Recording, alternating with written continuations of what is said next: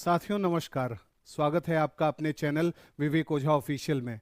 साथियों, इस समय बांग्लादेश भारत को परेशान करने की हर संभव कोशिश कर रहा है और इस कड़ी में देखा गया है कि बांग्लादेश के आतंकवादी भारत की जमीन पर आने की कोशिश कर रहे हैं और अंसार अल इस्लाम बांग्लादेश, जो कि बांग्लादेश का एक टेरर आउटफिट है, उसके 8 आतंकवादी भारत में एंटर कर रहे थे और उनका मकसद था जो सिलीगुड़ी कॉरिडोर है, यानी जिसे हम चिकन स्नेक भी कहते हैं, उसको काट देना और उसको काट करके पूरे नॉर्थ ईस्ट में इनस्टेबिलिटी क्रिएट करना और खासकर जो नॉर्थ और साउथ बंगाल है उस रीजन में भी अस्थिरता पैदा करना। लेकिन पश्चिम बंगाल पुलिस ने ऐसे लोगों को गिरफ्तार किया, इन आतंकियों को गिरफ्तार कर लिया और उसके साथ केरल की जो पुलिस है और अलग अलग स्टेट पुलिस के सहयोग से भी इस चीज को अंजाम दिया गया।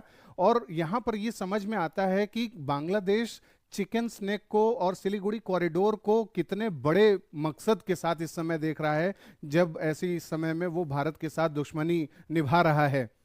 क्योंकि चिकन स्नेक ऐसा एरिया है जो नॉर्थ ईस्ट को पूरे शेष भारत से जोड़ता है और एकमात्र ऐसा रास्ता है जो नॉर्थ ईस्ट को पूरे शेष भारत से या वेस्ट बंगाल से या अन्य एरिया से जोड़ता है। और अगर हम इसके स्ट्रेटेजिक इंपॉर्टेंस की बात करें तो चिकन स्नेक एक ऐसा इलाका है जो नॉर्थ ईस्ट को बांग्लादेश से जोड़ता है, जो नॉर्थ ईस्ट को नेपाल से जोड़ने की कोशिश करता है, प्लस भूटान से जोड़ने की कोशिश करता है।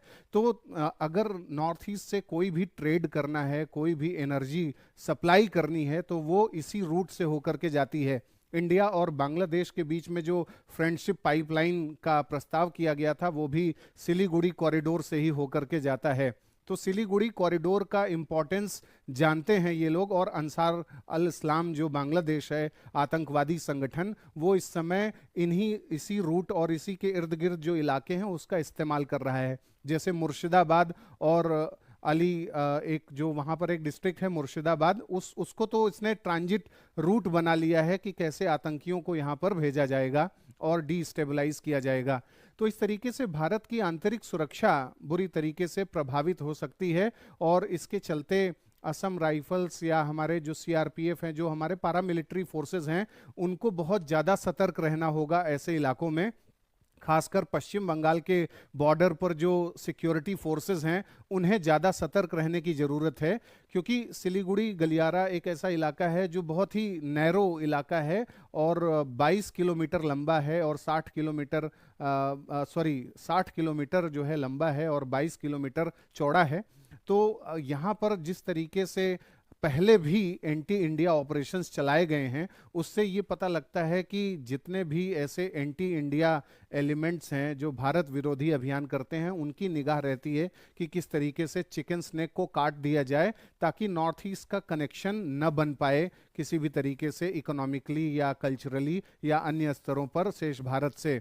और नॉर्थ ईस्ट सभी जानते हैं कि कितना सेंसिटिव मुद्दा है। नॉर्थ ईस्ट में अगर कनेक्टिविटी नहीं होगी शेष भारत से या वहाँ पर विश्वास का माहौल नहीं बनेगा, तो वहाँ ढेर सारे अलगाववादी आंदोलन या एक्सट्रीमिज्म, इंसर्जेंसी, ड्रग ट्रैफिकिंग और जो ऑर्गेनाइज्ड क्राइम है, ये सब चीज़ें बढ़ सकती हैं। और जो सिंडिकेटेड क्राइम है, सिंडिकेटेड टेररिज्म है, ये तमाम चीज़ें नॉर्थ ईस्ट में बढ़ सकती हैं। तो नॉर्थ ईस्ट का डेवलपमेंट करना एक बहुत बड़ी प्रायोरिटी है और नॉर्थ ईस्ट को अगर हमें डेवलप करना है तो हमें चिकन स्नेक का जो रास्ता है सिलीगुड़ी गलियारा, उसे हर हाल में प्रोटेक्ट करना होगा। ऐसी ताकतों को सबक सिखाना होगा जो चिकन स्नेक के बारे में सोचते हो, क्योंकि चिकन स्नेक और सिलीगुड़ी गलियारा भारत की टेरिटोरियल इंटीग्रिटी और सॉवरेनिटी का भी प्रतीक है, क्योंकि हमारे हिस्से में है। अगर कोई भी देश या कोई भी भारत विरोधी ताकत बोले कि हम इसे काट देंगे, हम यहाँ से किसी को आने जाने नहीं देंगे, अवरुद्ध कर देंगे, तो ये सीधे भारत की संप्रभुता पर चोट करने जैसा है। और भारत की संप्रभुता पर अगर कोई चोट करेगा तो इंडियन आर्मी है, इंडियन नेवी है, इंडियन एयरफोर्स है, हमारे पास पारामिलिट्री फोर्सेज हैं, इन सब का इस्तेमाल करके माकूल जवाब देना जरूरी है ऐसी ताकतों को।